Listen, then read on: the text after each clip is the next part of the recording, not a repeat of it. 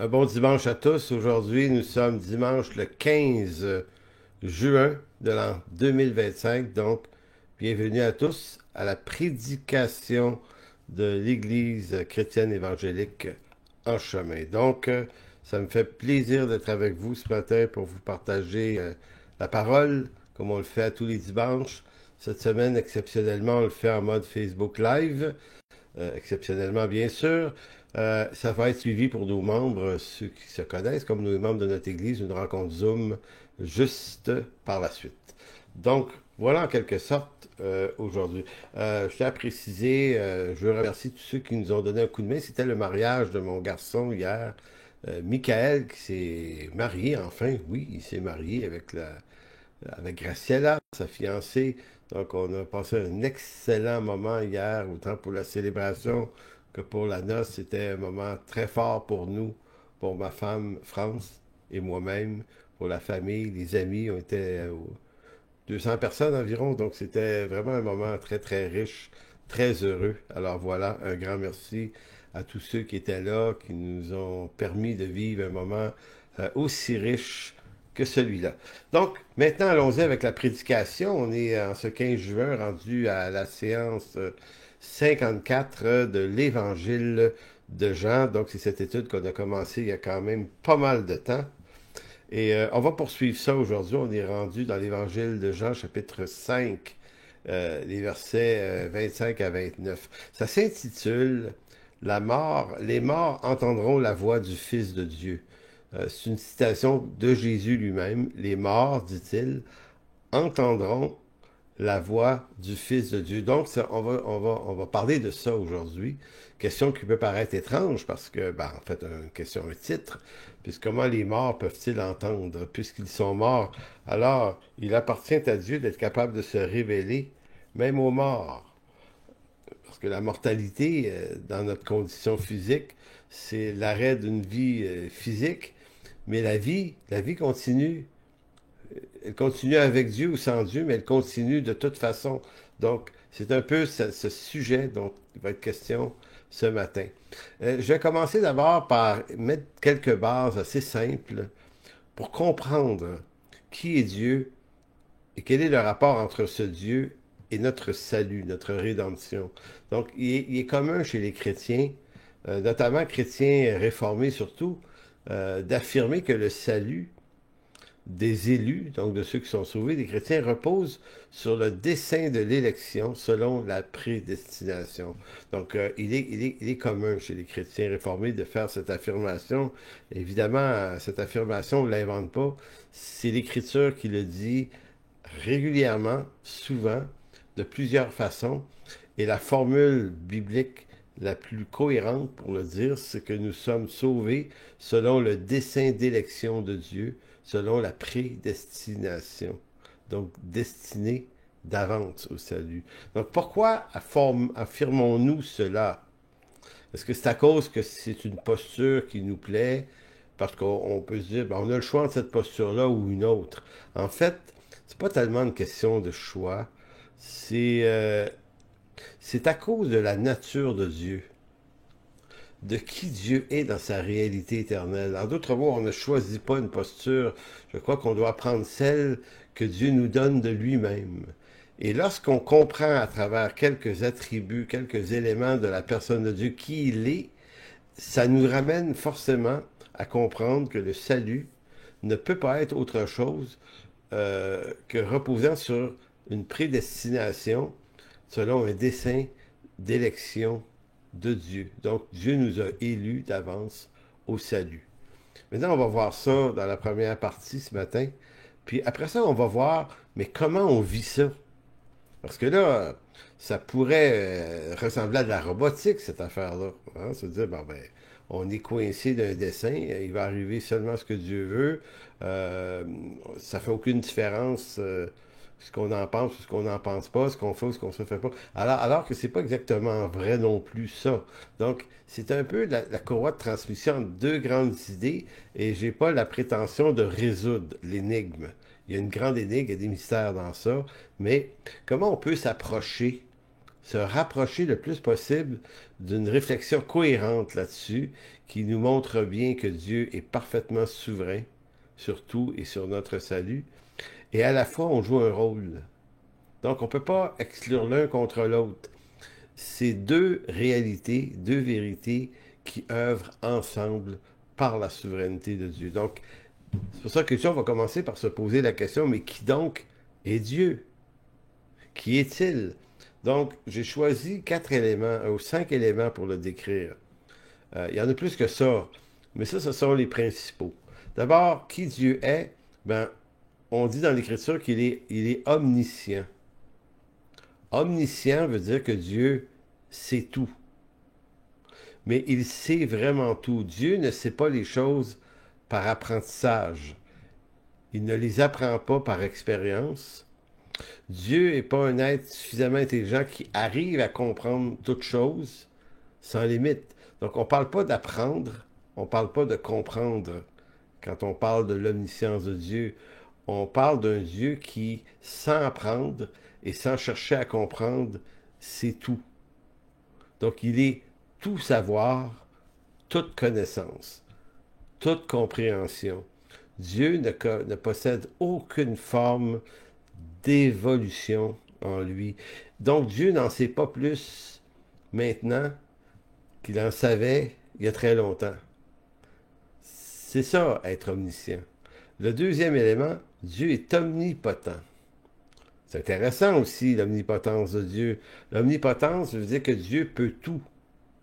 Donc, tout ce que Dieu veut, Dieu le peut. Il n'y a absolument aucune forme d'autorité ni aucun mécanisme qui peut s'opposer au pouvoir de la volonté de Dieu. Il peut toute chose. Si une chose pouvait faire autorité sur Dieu, pouvait le dépasser, comme si Dieu avait à se soumettre à certaines règles, à certaines lois qui le dépassent, ben, il ne serait plus Dieu. Dieu deviendrait cette chose qui le dépasse. Or, Dieu est cette chose en lui-même que rien ne dépasse. Il peut tout. Donc, rien ne peut s'opposer à sa volonté parfaite, ni vous, ni moi, ni même notre libre arbitre. Parce que si vous dites, oui, mais moi, j'ai le choix, j'ai le droit, à partir de ce moment où vous dites ça, vous êtes en train de vous dire Dieu sur vous-même et de dire, moi, ma volonté peut s'imposer à la volonté de Dieu. Ce qui est une ineptie complète. C'est de ne pas comprendre qui est Dieu que d'affirmer une telle chose. Troisième élément, Dieu est omniprésent. Ça, c'est intéressant, là. Ça, c'est pas juste intéressant, c'est étourdissant. Quand on dit que Dieu est omniprésent, ça signifie qu'il est partout en même temps et partout en tout temps. Retenez ça. Dieu est partout en même temps. Donc, il est ici, il est chez vous, il est chez nous, il est partout sur toute la planète, et il est à la fois quelque part dans les confins de l'univers aussi, là où nos regards ne se plongent pas encore. Dieu n'est pas sa création, mais il la transcende complètement. Donc, Dieu est présent partout. Maintenant, si on peut dire être présent partout, c'est intéressant, mais pas que. Il est présent partout, mais en tout temps. Donc, il n'y a pas de différence pour lui entre aujourd'hui, hier et demain. Il y a un siècle de cela, il est là en même temps que dans un siècle. Donc Dieu ne devine pas ce qui se passe dans un siècle. Il n'apprend pas, il ne découvre pas ce qui se passe dans un siècle ou deux de nous, si on se rend là. Dieu est là aussi en même temps qu'en ce moment. Omniprésent. Je ne sais pas si vous réalisez à quel point, quand on a juste nommé ces 3 attributs de Dieu, omniscient, il sait tout, omnipotent, il peut tout, puis omniprésent, il est partout, en tout temps et en même temps. Écoutez, ça nous amène dans un certain vertige, je dirais. Un autre attribut, on pourrait dire de Dieu, c'est qu'il est éternel. Il se fait nommer éternel, d'ailleurs. C'est le nom qui lui convient le mieux parce que Dieu n'a ni commencement ni fin. Et Dieu n'en sait pas plus maintenant qu'il en savait il y a des éternités passées. Il est éternel. Donc ça, c'est un mystère qui nous échappe. Donc ce que je suis en train de vous dire ce matin, de nous dire, de me dire, c'est qu'on marche quand même avec un Dieu qui est connaissable, mais qui est à la fois euh, caché dans une quantité de mystères que notre intelligence ne peut pas capter. Donc, il transcende tout. Il transcende le temps, il transcende l'espace. Transcender veut dire il dépasse. Il est au-dessus du temps et de l'espace. Donc, même le temps qui pour nous se calcule en heures, en minutes et en journées et en mois, euh, ben, c'est une chose qui, dans la réalité de Dieu, n'est absolument pas nécessaire. Donc, Dieu ne vit pas dans le temps comme nous. Il est créateur de ce temps. Et l'espace dans lequel on existe, c'est une création aussi. Donc, imaginez Dieu dans sa réalité éternelle, euh, à travers tous les attributs que je viens de vous dire, ben, on doit abdiquer devant lui et se dire, OK, c'est une connaissance, c'est un mystère beaucoup trop grand pour nous. Cela dit maintenant, ce Dieu omniscient, omniprésent, omnipotent, éternel et transcendant a choisi de se révéler en Jésus-Christ. Ça, c'est la chose la plus surprenante. Ce Dieu est venu habiter parmi les hommes de son nom, Emmanuel, qui veut dire Dieu avec nous. Et s'est incarné, il a pris le corps d'un simple homme. Donc, lorsque Dieu décide de s'incarner en homme, ça donne Jésus. Et lorsque Philippe, en Jean 14, avait dit, montre-nous le Père, cela nous suffit, Jésus a dit, qui m'a vu a vu le Père. Donc c'est aussi ça, Dieu. C'est ce Dieu si grand, si énorme, si puissant, si omniscient, omnipotent, omniprésent, éternel et transcendant, qui à la fois devient un simple homme et devient pour nous l'agneau de Dieu qui enlève le péché du monde. Voilà ce qu'il devient. Il devient l'agneau de Dieu qui est mort pour mes fautes, qui est mort pour vos fautes. Donc quand on met notre espérance en lui, on est lavé, purifié, pardonné. Donc ce qui fait que Dieu, ce qui fait de Dieu ce qu'il est, n'est pas seulement qu'il soit notre créateur, parce qu'on pourrait dire c'est déjà pas mal, c'est que rien n'échappe à sa volonté et rien de ce qui existe dans tout ce qu'on peut imaginer, n'arrive à dépasser Dieu dans sa condition éternelle. Donc Dieu dépasse toute réalité. Il est l'alpha et l'oméga, nous dira l'apôtre Jean dans son Apocalypse. Dieu, il est alpha et oméga, les lettres. La première lettre, l'alpha et l'oméga, la dernière. C'est comme s'il nous disait, il n'a de réalité qu'en lui. En dehors du fait qu'il nous a créés, nous n'existons pas, il n'y a pas de temps, il n'y a pas d'espace pour exister.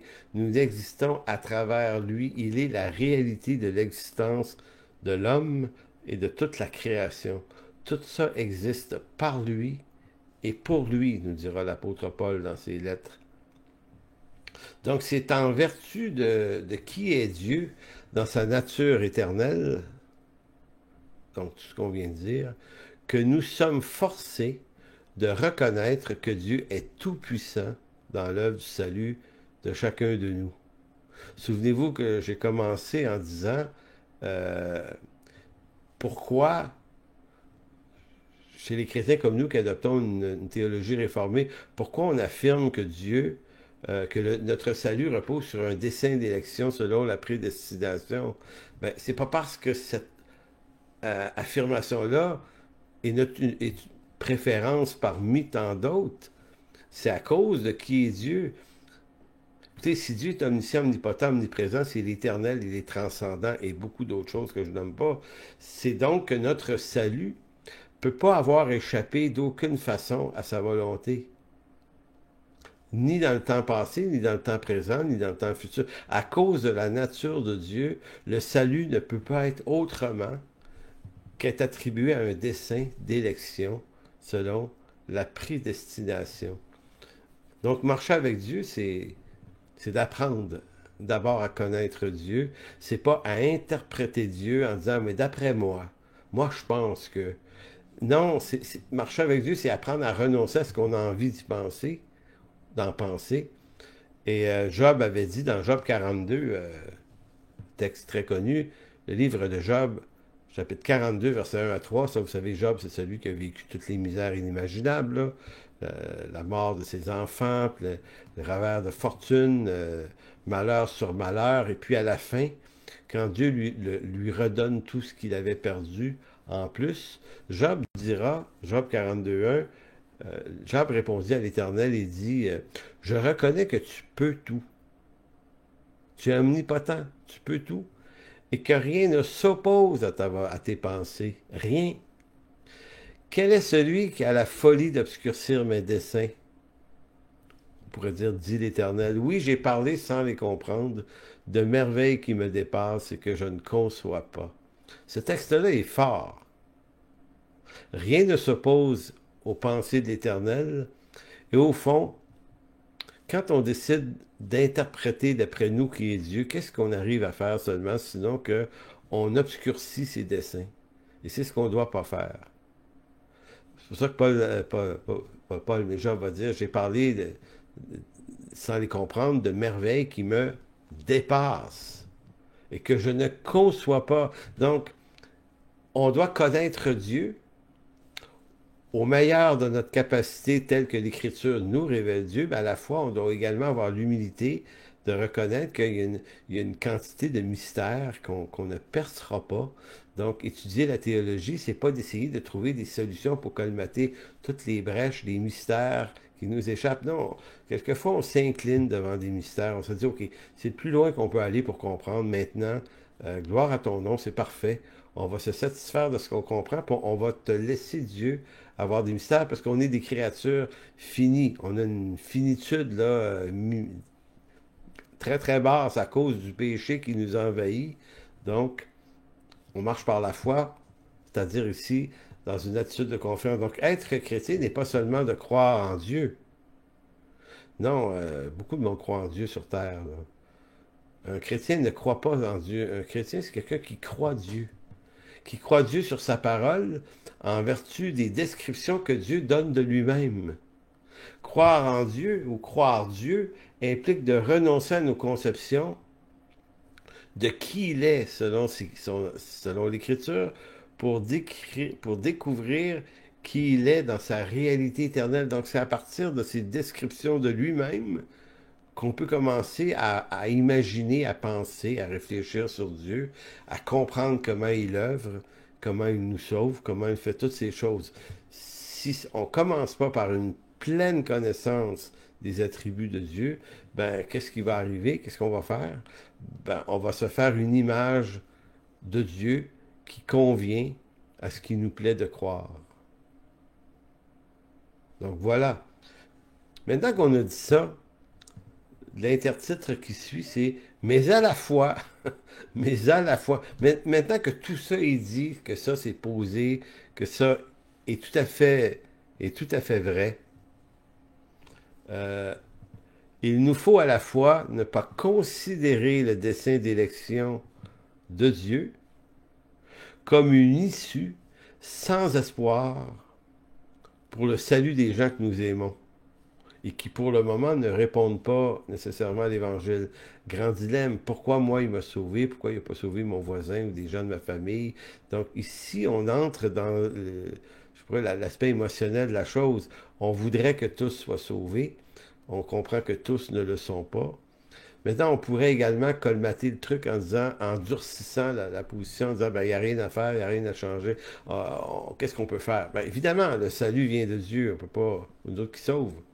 Mais il faut garder à l'esprit une autre donnée qui entre dans le mystère de Dieu, c'est celui qui veut que Dieu nous utilise pour annoncer l'Évangile en nous disant qu'en annonçant l'Évangile, des gens vont être sauvés.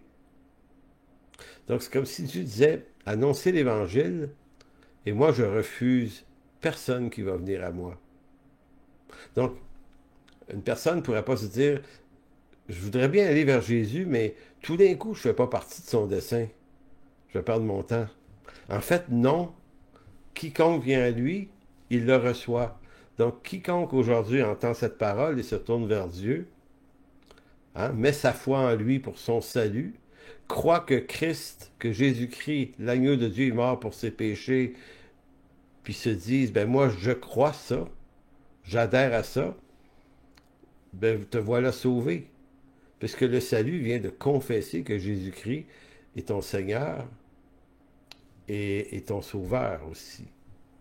Donc c'est pour ça qu'à la fois, il faut pas se barrer de barrer les pieds dans un concept qu'on se dit, ben, c'est tellement Dieu qui sauve que qu'est-ce que ça change que j'en parle?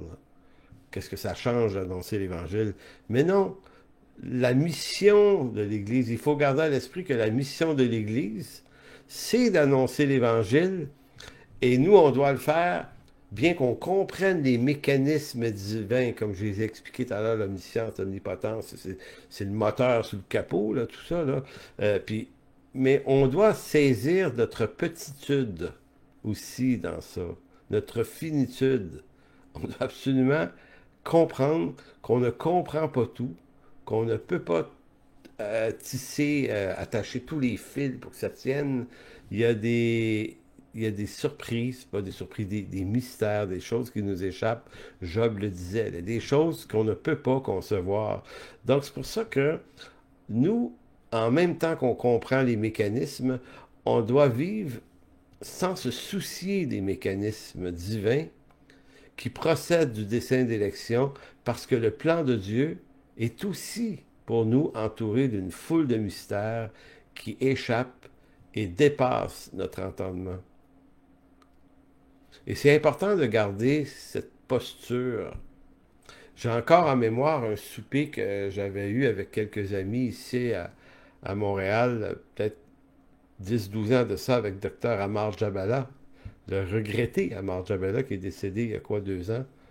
Et c'est un souper informel entre amis, puis un de nous avait posé la question à Dr Jabala, puis un théologien très, très respecté dans le monde francophone, il avait demandé de dites-nous, est-ce que c'est plus le dessein d'élection ou est-ce que c'est plus la liberté de l'homme qui choisit Dieu? Tu sais, c'était question, la question, là, la question parmi toutes les questions.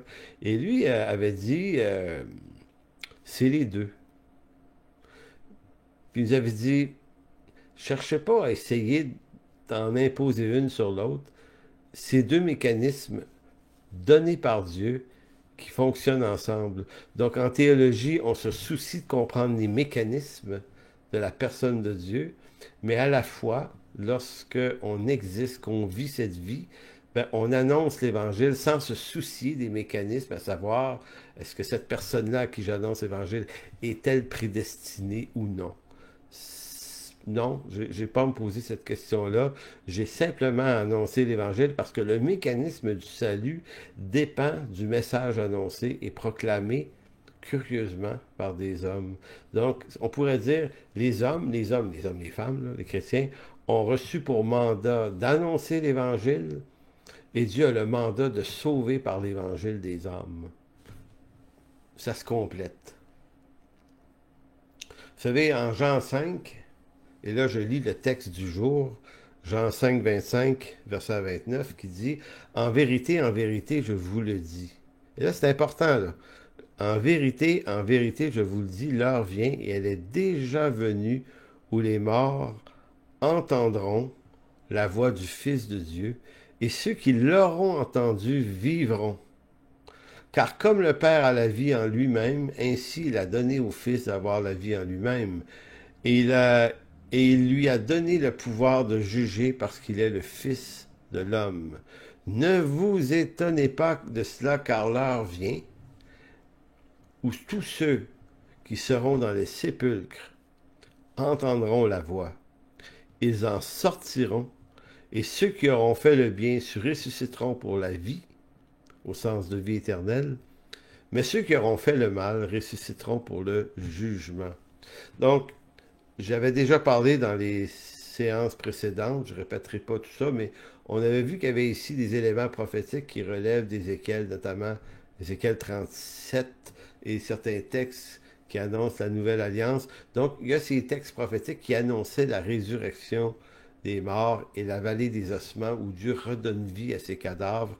Donc, c'est un peu ici en écho de toutes ces choses que Jésus va dire, ben effectivement, vous êtes arrivés au moment où tout ça se produit. Le Fils de Dieu, sauveur de tous les hommes, va faire entendre sa voix, puis il va redonner vie à tous. Il va leur redonner vie en vue de quoi? Ben, en vue d'un jugement qui doit avoir lieu dans les temps éternels futurs. Donc, et qui, au fond, s'opère déjà dans une certaine mesure. C'est ce qu'on appelle le déjà et le pas encore. Mais il va parler de ceux qui font le bien ressusciteront pour la vie. Mais ceux qui auront fait le mal ressusciteront aussi, mais pour le jugement. Maintenant, ce qui est intéressant, ou je dirais même important, c'est de définir qu'est-ce que Jésus entendait par le bien et le mal ici. Eh bien, pour comprendre la définition, parce que si on n'essaie pas de mieux comprendre de quel mal, de quel bien il est question, ben, on pourrait penser que le salut repose sur des assises morales. Les bonnes personnes sont sauvées, les mauvaises personnes ne sont pas sauvées. Pour avoir des fois assisté à des funérailles, notamment chez les catholiques en particulier, mais ailleurs aussi, c'est qu'on fait les funérailles, on parle du défunt, puis on va lui attribuer les avantages de la vie éternelle sous prétexte que c'était une très bonne personne. Et j'ai entendu quelquefois, même des pas très bonnes personnes, on arrive à leur trouver quelques bonnes choses à dire pour dire, OK, oui, oui, il y a quand même quelques bonnes choses. Il y avait quand même un fond, un bon cœur dans le fond du fond. Là, tu sais. Parce que si le salut dépend de la bonté de l'homme, ben, on n'a pas envie de dire il a fait tellement le mal que lui, là, on fait ses obsèques, mais on est certain qu'il s'en va en enfer. Ça se dirait pas, là. Évidemment. Mais voyez-vous, le dilemme, c'est que c'est une erreur de penser comme ça. Le salut ne dépend pas de notre bonté. Et ceux qui sont perdus, qui s'en vont vers un jugement éternel, ils n'y vont pas parce qu'ils sont des pas bonnes personnes. Maintenant, sur quelle autorité on va s'asseoir pour dire c'est quoi une bonne personne, puis une pas bonne personne, puisque quand même Jésus dit ceux qui font le bien ressuscitent pour la vie éternelle, ceux qui font le mal pour un jugement éternel.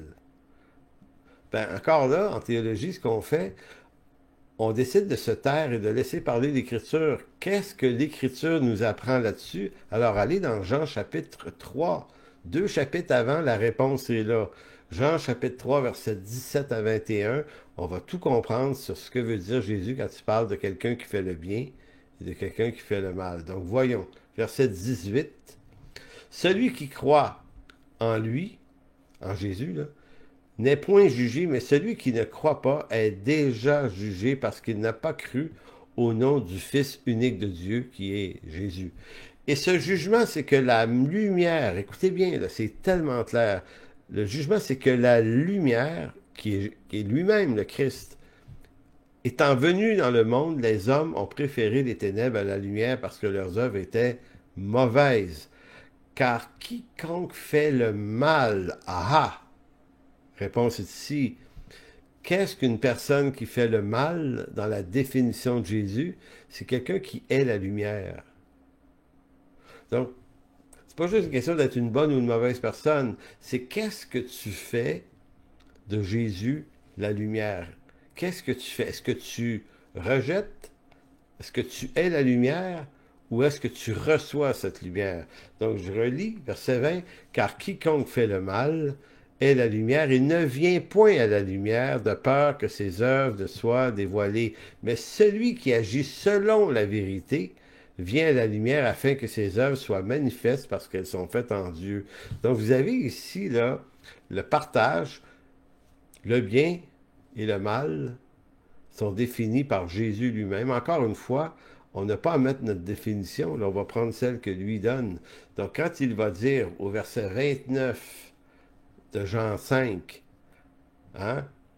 Ceux qui auront fait le bien ressusciteront pour la vie, ceux qui auront fait le mal ressusciteront pour le jugement. Donc, ceux qui ont fait le bien, c'est ceux qui ont reçu la lumière, puis ceux qui ont fait le mal, c'est ceux qui ont refusé tout simplement la lumière. Maintenant, comment on parvient au salut maintenant? Parce que, bon, recevoir la lumière, comment ça se passe? Comment ça arrive, cette affaire-là? Donc, devant le grand dilemme du dessein d'élection selon la prédestination, on peut soit choisir de débattre sans fin pour tenter de trouver une posture qui résout tous les dilemmes, ou bien on peut choisir de prendre la courbe du raisonnement de l'apôtre Paul, qui endossait à la fois la totale souveraineté de Dieu dans le dessein d'élection, tout en restant convaincu que la prédication de l'Évangile sauve des âmes. L'apôtre Paul, c'est probablement le personnage qui nous informe le mieux, parce que c'est, après Jésus lui-même, l'autre personne qui établit les bases de la prédestination et du dessein d'élection, c'est l'apôtre Paul dans plusieurs de ses lettres, notamment dans la lettre aux Romains, mais pas que. Donc lui est un défenseur acharné. C'est de lui qu'on prend les expressions le dessein d'élection selon la prédestination. C'est ses mots à lui. Donc on ne les invente pas. Mais tout à la fois, l'apôtre Paul nous parle de si le mécanisme de la souveraineté de Dieu agit par dessein d'élection, comment ça fonctionne dans notre réalité humaine, comment on y parvient à ce salut, comment on l'annonce et comment des hommes, des femmes peuvent être sauvés. Donc il va dire dans Romains 8, 29, 8, 28 et 29, nous savons du reste que toute chose concourt au bien de ceux qui aiment Dieu. Qui sont-ils? Ben, c'est ceux qui sont appelés selon son dessein. C'est ceux qui sont appelés. Ils ne s'appellent pas eux-mêmes. Ils sont appelés par Dieu à entrer dans ce dessein, car ceux qu'il a connus d'avance, il les a aussi prédestinés à être semblables à l'image de son Fils, afin que son Fils fût le premier-né d'entre plusieurs frères. Donc, je ne sais pas si vous voyez toute l'histoire, c'est quand même extrêmement intéressant là, de la façon avec laquelle c'est expliqué. Donc, le mot connu d'avance, le mot connu d'avance, là, au verset 29, car ceux qui l'ont connu d'avance, c'est un mot grec important qui est proginosko. OK? Ce que ce mot-là veut dire est d'une importance majeure, c'est-à-dire Dieu a connu d'avance des personnes. Le texte ne dit pas que Dieu a connu d'avance qui sont ceux qui se convertiraient, mais plutôt que Dieu a connu d'avance ceux qui sont appelés par lui. C'est important le point que je veux lancer ici parce que certains chrétiens, pour essayer d'expliquer leur libre arbitre, vont dire Dieu avait deviné d'avance. Dieu, en voulant dire Dieu est omniscient, omnipotent, ils vont faire dire aux attributs de Dieu que ça confère à Dieu un pouvoir de deviner d'avance ce que les hommes et les femmes vont choisir dans les siècles après sa venue. Donc Dieu, sachant d'avance que je me tournerai vers Dieu, m'a donc inclus dans son dessein d'élection. Mais dire une chose pareille, c'est ajouter à l'Écriture une donnée que l'Écriture ne dit pas. Le mot, l'expression connaître d'avance, progunesco, ne veut pas dire qu'il a connu quel était le choix que les gens feraient. C'est pas des choix qu'il a connus, c'est des personnes. Donc Dieu a appelé selon son dessein des personnes qu'il a connues et il les a prédestinées. Donc, ici on comprend un bout du mécanisme. Donc, mais ce qu'il faut comprendre, et d'où l'importance des attributs de Dieu que j'ai mentionnés au début, c'est que Dieu ne connaît pas les choses d'avance au sens où nous, on pourrait le penser. Dieu n'est pas un devin qui devine d'avance ce qui va arriver. C'est comme si Dieu, on disait, il est un peu plus puissant que nous, il vit le moment présent, mais comme il est Dieu, il est capable de se projeter dans le siècle ou dans les années, les décennies futures, puis il est capable de dire, OK, lui, il va se tourner vers Dieu, comme si Dieu avait une machine à voyager dans le temps qui lui permettait d'aller visiter les temps futurs. Non, non, non. Dieu habite le temps futur en même temps que le temps présent. Donc, il ne devine pas d'avance qu'il va se tourner vers lui. Dieu connaît des gens d'avance qu'il appelle au salut. Donc, c'est pour ça qu'on dit Dieu transcende le temps et l'espace. Il n'est pas soumis au temps. Si Dieu devait être soumis au temps qui passe, ben, il ne serait plus Dieu. Dieu deviendrait le temps au-dessus qui ferait autorité sur lui. Donc, ça ne marche pas. Dieu est au-dessus de tout. Donc, l'apôtre Paul va affirmer aussi que l'Évangile, pour qu'il produise les fruits du salut, doit être annoncé. Donc, encore une fois, Dieu fait une œuvre, il meurt sur la croix il y a 2000 ans, il ressuscite. Donc, il fait exactement ce qui est nécessaire pour notre salut, c'est-à-dire qu'il va pardonner, laver, purifier nos péchés par son sang, le sang de l'agneau. Mais par la suite, il va donner aux apôtres la mission d'aller annoncer cette bonne nouvelle. Il dit, allez, faites de toutes les nations des disciples, annoncez-leur. Donc, l'apôtre Paul a fait 2 ou 3 voyages là, à travers l'Europe à pied pour annoncer. Il disait, malheur à moi si je n'annonce pas l'Évangile. Donc, Paul comprend que le dessein d'élection est contrôlé par Dieu, mais il comprend à la fois que ça ajoute à lui, sa mission à lui, c'est de l'annoncer, parce que c'est en l'entendant, l'Évangile, qu'on parvient au salut. Et Paul demandait aux Éphésiens, Éphésiens 6, 18, écoutez bien, là, Éphésiens 6, 18, il dit, faites en tout temps par l'Esprit des prières, de toutes sortes de prières et de supplications, veillez cela avec une entière persévérance, et priez pour tous les saints. Priez pour moi afin qu'il me soit donné, quand j'ouvre la bouche, de faire connaître hardiment et librement le mystère de l'Évangile pour lequel je suis ambassadeur dans les chaînes, donc en prison, et que j'en parle avec assurance comme je dois en parler. Donc, comprenez-vous de quelle façon l'apôtre Paul, qui établit et défend le principe de l'élection par la prédestination, est tout à la fois en train de dire à des gens, des chrétiens de la ville d'Éphèse, mais priez pour moi pour que quand j'ouvre la bouche, qu'il me soit donné d'annoncer l'Évangile avec clarté. Là. En d'autres mots, pour que des gens l'entendent, il faut que ça soit clair, il faut que je l'annonce avec... Donc, priez pour moi pour que ça fonctionne. C'est quand même intéressant. Donc, vous avez dans la vie de Paul ces 2 idées, là.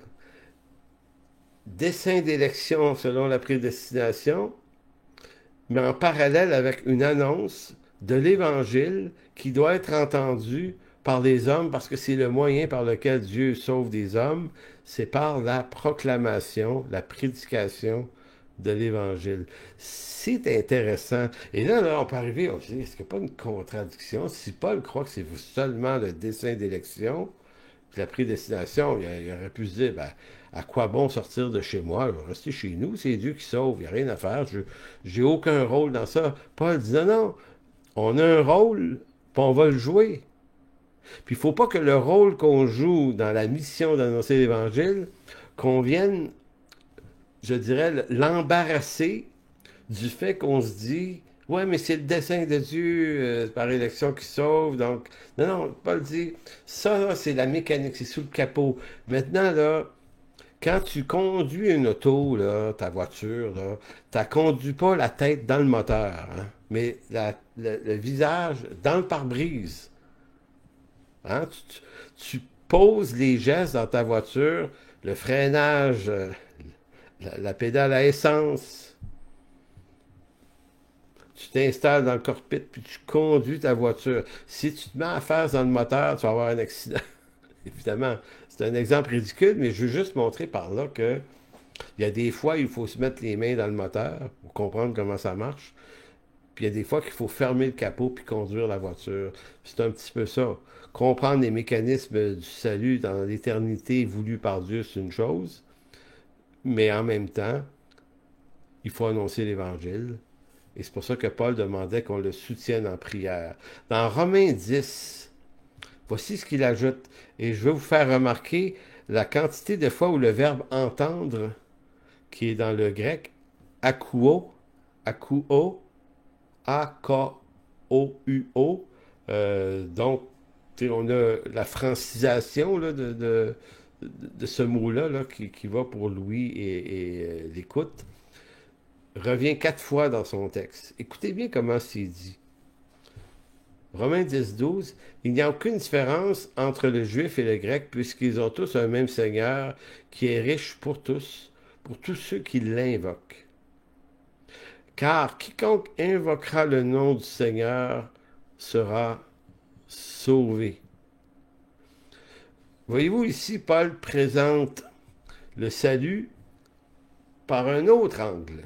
Il dit pas ici, là, parce que souvenez-vous, là, tout à l'heure, je disais Romains 8. Dans Romains 8, il nous parle de ceux qui sont appelés selon le dessein d'élection. Et quelques chapitres plus tard, 2 chapitres plus tard, il n'est pas en train de se contredire en disant maintenant, il faut que les hommes l'invoquent pour être sauvés. Donc, en d'autres mots, c'est les deux guirs qui travaillent ensemble d'une façon mystérieuse. Et c'est là que je disais tout à l'heure, il y a de ces mystères qui nous dépassent. Et laissons les mystères être mystérieux. Au mieux qu'on peut les comprendre, c'est bien tant mieux, mais en même temps, on ne percera pas, comme Job dit, ces choses qui dépassent notre entendement. Donc, verset 14, il va répondre à la question, mais comment donc invoqueront-ils celui en qui ils n'ont pas cru? Et comment croiront-ils en celui dont ils n'ont pas entendu parler? Et comment en entendront-ils parler s'il n'y a personne qui prêche?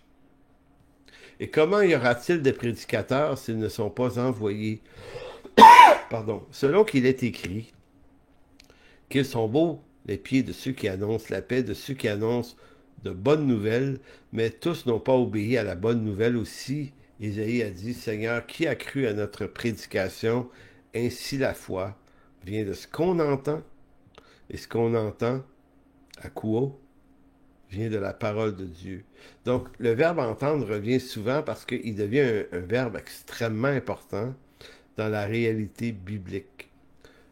C'est en entendant l'Évangile que des oreilles s'ouvrent à l'Évangile. Donc, nous, notre réalité de chrétiens, c'est d'apprendre à saisir des occasions. On n'est pas tous des évangélistes en passant. Moi, je plaide pour dire attention, là. Des fois, on a voulu mettre de la pression pour que tous les chrétiens se comportent en évangélistes.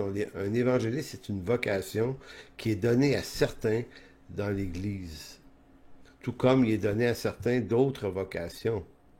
Maintenant, on n'est pas tous des évangélistes, mais on est tous des témoins, donc on peut tous témoigner néanmoins.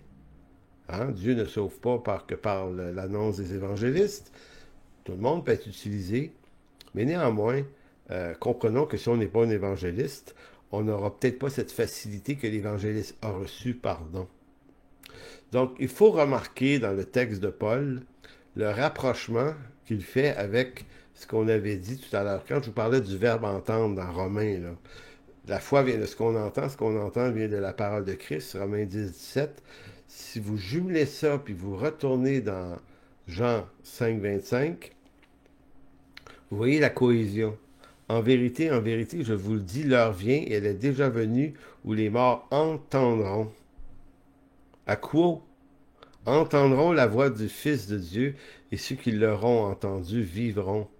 Donc, quand il est dit que les morts entendent la voix, les morts, c'est pas juste ceux qui sont déjà morts et ensevelis sous terre ou qui ont été incinérés. Nous sommes tous devant Dieu comme morts à cause de notre séparation d'avec Dieu en Genèse 3. On est vu comme des morts. Maintenant, Dieu, en nos temps, lorsqu'il fait entendre le message de l'Évangile par des chrétiens, c'est comme si ce message-là est entendu par des morts. Bien que vivants, c'est autant les morts sous terre, mais c'est aussi les morts, nous, là, nous sommes morts. Nous sommes séparés et morts. Donc la voix de Jésus-Christ, du Fils de Dieu, se fait entendre à nous, les humains qui sommes morts, et ça nous redonne la vie. D'où l'expression une nouvelle naissance. Donc on est de nouveau par le fait qu'on se tourne vers Dieu. Maintenant, le mécanisme est assez simple à comprendre finalement. C'est Dieu qui appelle par élection, mais c'est aussi l'homme appelé par Dieu à annoncer l'Évangile qui attire les gens vers le Seigneur. Et dans Jean 6, un chapitre plus loin, qu'on va voir dans les prochains mois, 6,44, Jean 6, 44, nul ne peut venir à moi si le Père qui m'a envoyé ne l'attire, et je le ressusciterai au dernier jour. Donc, vous voyez, c'est à la fois l'annonce de l'Évangile, puis c'est à la fois aussi le Père qui joue une partie du match là-dedans. Dans Jean 15, verset 16, ce n'est pas vous C'est Jésus qui parle. Ce n'est pas vous qui m'avez choisi, mais moi qui vous ai choisi. Je, je vous ai établi afin que vous alliez, que vous portez du fruit, que votre fruit demeure, afin que tout ce que vous demandez au Père, en mon nom, il vous le donne. Donc ici, encore une fois, on voit que l'Écriture se promène d'une compréhension à l'autre. D'une part, c'est la mission d'annoncer l'Évangile qui attire les gens à Dieu, puis Jésus nous dit, oui, mais dans la mécanique, ce qui vous échappe, je veux juste vous le dire en passant, c'est aussi le Père qui attire à moi les gens. Dans le psaume 40, verset 7, texte majeur qui dit « Tu ne désires ni sacrifice ni offrande, tu m'as ouvert les oreilles, tu ne demandes ni holocauste ni victime expiatoire, alors voici, je viens. » Je viens avec les rouleaux. Donc, texte prophétique du psaume 40 qui est en rapport avec la venue de Jésus-Christ, mais qui est aussi le mécanisme. Dieu nous a ouvert l'oreille. Pardon.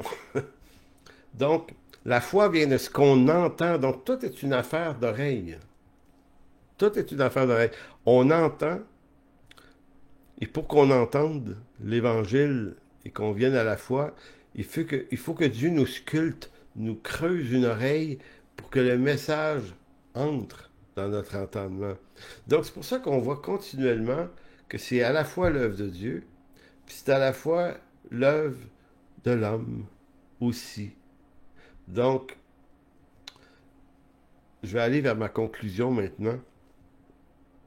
Il se peut que l'on soit dérangé par la manière avec laquelle Dieu sauve les hommes. Notre réflexe naturel consiste souvent, malheureusement, à réaménager le discours pour le rendre plus sympathique avec notre conception de la justice.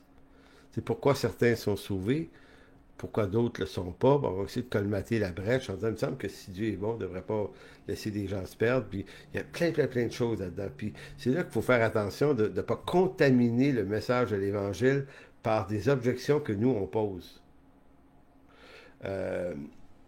Parce que nous vivons dans une période de l'histoire où la valeur la plus fondamentale est celle des droits et libertés individuelles, nous croyons qu'il est fondamental que Dieu n'impose jamais sa volonté à aucun homme et qu'il leur reconnaît le droit de choisir pour eux-mêmes ce qu'ils croient bon ou mal. Parce que c'est ça qu'on va dire, c'est ce que beaucoup de chrétiens vont affirmer. Non, c'est moi qui décide. J'ai même entendu des pasteurs dans un colloque dernièrement dire « C'est moi qui décide d'être sauvé, puis je peux décider de ne plus l'être. Ça m'appartient, c'est mon droit. » Je me disais, c'est malheureux, ces hommes-là comprennent. Mais ils ne comprennent pas du tout la doctrine du salut, ils comprennent surtout pas qui est Dieu, aussi curieux que ça puisse paraître. Si ma volonté devait s'imposer à Dieu, ben je serais plus Dieu que Dieu l'est sur ma vie. C'est peurant, là. Dieu m'a justement délivré de ma tendance à me penser Dieu sur moi-même. En fait, Luther disait, le concept du libre arbitre, c'est exactement le péché de la chute. Souvenez-vous, tu connaîtras le bien et le mal. C'est ce que le malin avait dit à Ève. Tu connaîtras, vous serez comme Dieu, vous connaîtrez le bien et le mal. Et dire, oui, mais c'est moi qui décide pour moi-même si c'est bien ou si c'est mal, d'être sauvé ou pas, puis c'est moi.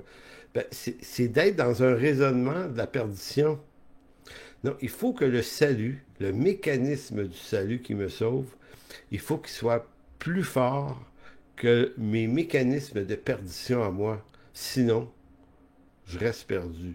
Donc, prétendre que l'homme, dans sa condition naturelle, est libre de choisir sa destinée éternelle, c'est réaffirmer avec force l'état de chute où l'homme choisit d'être comme Dieu, décider pour lui-même ce qui est bien, ce qui est mal. Or, il n'en est rien selon l'Écriture, puisque c'est Dieu, et ça va le dire dans Éphésiens 1, 4 et 5, en lui, Dieu nous a élus avant la fondation du monde pour que nous soyons saints et irrépréhensibles devant lui, nous ayant prédestinés dans son amour à être ses enfants d'adoption par Jésus-Christ selon le bon plaisir de sa volonté.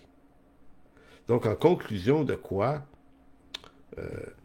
de façon très claire, et ça répond à la question du début, pourquoi, chez ceux qui, comme moi, adoptent une théologie plutôt réformée, dit-on que le salut dépend du dessein d'élection et de la prédestination, ben c'est parce que l'Écriture le dit et qu'on a décidé de ne pas contester une réalité biblique claire et on la comprend encore mieux, cette condition-là, quand on comprend les attributs de Dieu qui sont d'une telle grandeur que ça ne peut pas être autre chose que l'œuvre de Dieu, que celle par laquelle on est sauvé.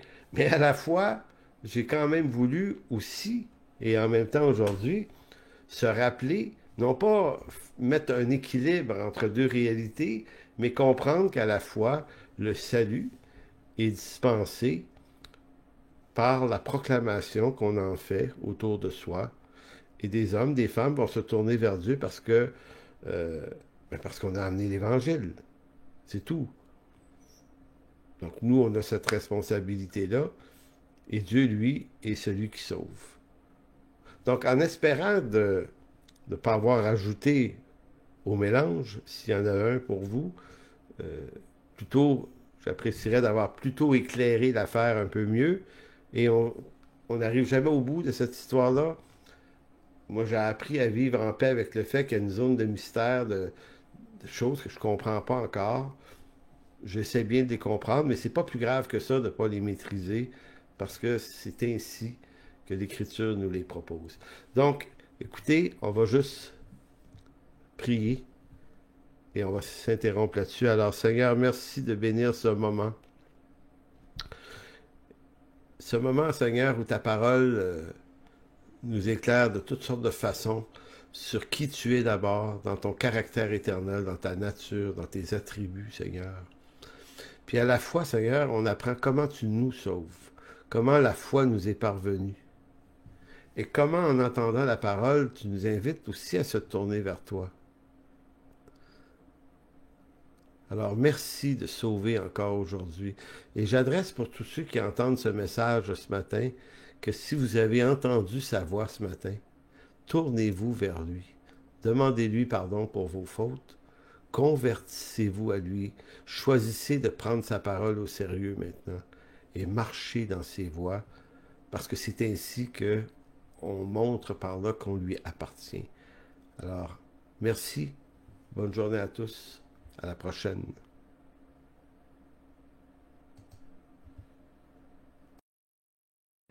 Dit-on que le salut dépend du dessein d'élection et de la prédestination? Ben c'est parce que l'Écriture le dit et qu'on a décidé de ne pas contester une réalité biblique claire et on la comprend encore mieux, cette condition-là, quand on comprend les attributs de Dieu qui sont d'une telle grandeur que ça ne peut pas être autre chose que l'œuvre de Dieu, que celle par laquelle on est sauvé. Mais à la fois, j'ai quand même voulu aussi, et en même temps aujourd'hui, se rappeler, non pas mettre un équilibre entre deux réalités, mais comprendre qu'à la fois, le salut est dispensé par la proclamation qu'on en fait autour de soi. Et des hommes, des femmes vont se tourner vers Dieu euh, parce qu'on a amené l'Évangile. C'est tout. Donc nous, on a cette responsabilité-là. Et Dieu, lui, est celui qui sauve. Donc en espérant de ne pas avoir ajouté au mélange, s'il y en a un pour vous, euh, plutôt, j'apprécierais d'avoir plutôt éclairé l'affaire un peu mieux. Et on n'arrive jamais au bout de cette histoire-là. Moi, j'ai appris à vivre en paix avec le fait qu'il y a une zone de mystère, de choses que je ne comprends pas encore. J'essaie bien de les comprendre, mais c'est pas plus grave que ça de ne pas les maîtriser, parce que c'est ainsi que l'Écriture nous les propose. Donc, écoutez, on va juste prier et on va s'interrompre là-dessus. Alors, Seigneur, merci de bénir ce moment.